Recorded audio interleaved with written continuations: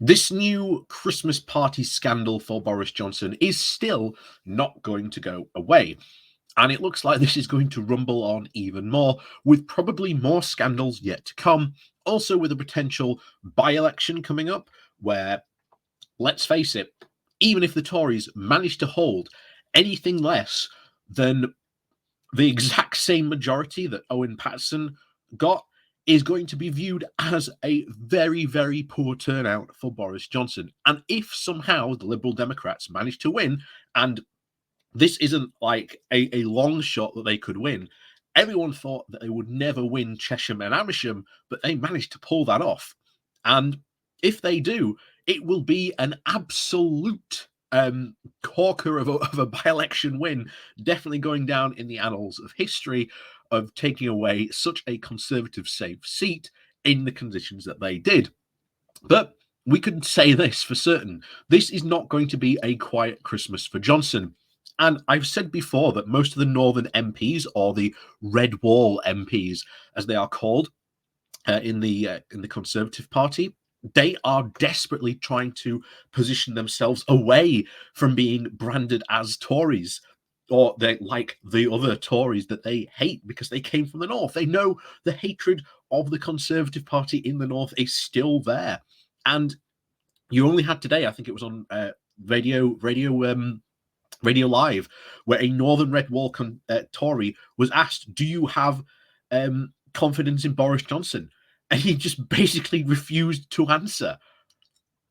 I keep on telling you guys, those are the guys you need to be watching for any potential coming rebellion, because it could be very likely those guys who decide that they've got to get rid of Boris before the next general election. But this today could prove even, I think, more interesting in that the fact that it could be the papers themselves that decide to take out Boris Johnson. So, before we do jump into this article, please do remember to hit that like, share, and subscribe button. And of course, down below there are links to my Patreon page and our donation link called Buy Me Coffee, where you can, well, buy me a coffee. And as always, thank you very much to those people who do support the channel that way. So, let's jump into this then. So this comes from the New European with the title of "Boris Johnson's journalistic past is the root cause of his coming political demise." There is an unspoken irony about how the journalistic indignation flooding the newspapers over the of Boris Johnson and his lies. The irony is that the cack-handed lies and cover-ups spewing from Number 10 is not born from a political culture, but a journalistic one. It's not Boris Johnson's unnecessary tells more lies than his predecessors. It's just that no PM before him has ever been so damn blasé about how they went about it. This astonishingly carelessness is now catching up with him very fast, and is the product of an upbringing in the bosom of the UK newspapers, where facts could be flexible, truth was subjective, and the presentation was a question of angle. He's never made the transition away from his journalistic belief that you can just bluff your way out of trouble, and if not, it will all blow over soon enough. Yesterday's fish and chip paper, after all. Until that was, he was banned by Brussels, yet another Johnson fiction. After, of course, being sacked by the Times for attributing an invented quote to historian Colin Lucas, who happened to be his godfather, he learned how to tell the truth, but how to avoid getting caught telling lies. Stories, of course, could be twisted out of all recognition or outright invented. But the question is, Boris Johnson has never, and has never, and I can prove this is true, rather, can anyone prove this is not true? He trod on that line with a high wire artist. At the Daily Telegraph, he finessed the art of the Euro myth, inventing the nonsense stories like the EU plan for the one-size-fits-all Euro coffins and a department of policing in the bend of bananas. It was all utter tosh. But when it kept to rescaling the profile and promotion, who cared?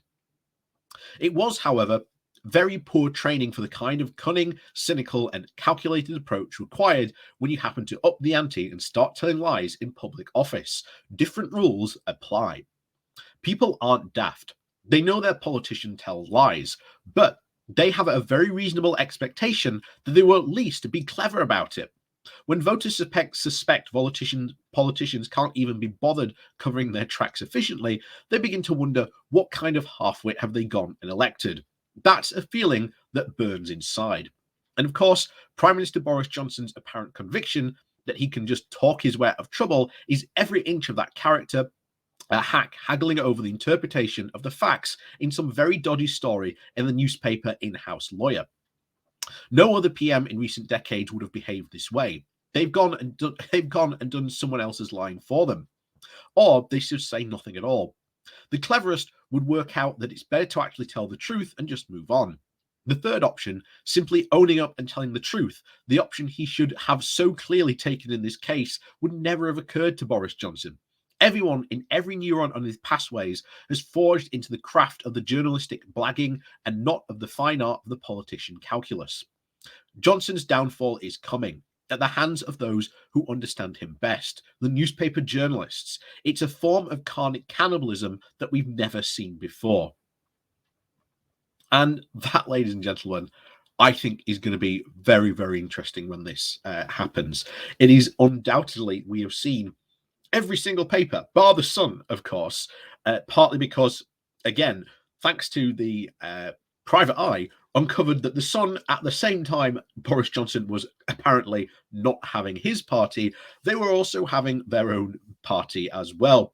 So you can see why, shall we say, they're not as desperate to report on Boris Johnson's recent party going as well, where everyone else did. And the fact that everyone else did, except them, is very, very telling. The fact that now even the press can smell blood in the water is very telling, shall we say, for the political lifespan of Boris Johnson. But of course, the question is, as always, will this be months or maybe will it be in a year's time? We don't really know. We can always see that what will get rid of Boris Johnson eventually will be his failing popularity. If Boris Johnson's popularity starts to fail, which undoubtedly it will, then at that point the Tories will just get rid of him. After all, no one wants an unpopular prime minister, and the only thing that is, well, helping Boris survive is the fact that, well, he just happened to be very popular at the time. And like I say, if you want to know potentially who could be the next prime minister, you've got to look no further than the current polling of who is the Tories' favourite member of the current crop of parliamentary MPs. It's Liz Truss. I think she probably stands the best chance out of all of them of actually winning any future election contest. And help us when Liz Truss comes in, because I'll tell you now, you will probably want to be following her Twitter account when all that breaks out. So, as always, thank you very much for watching. Please do remember to hit that like, share, and subscribe button on your way out. And of course, down below, there are links to my Patreon page and a donation link called Buy Me Coffee, where you can, well, buy me coffee. And as always, thank you very much for watching, and we'll see you all next time.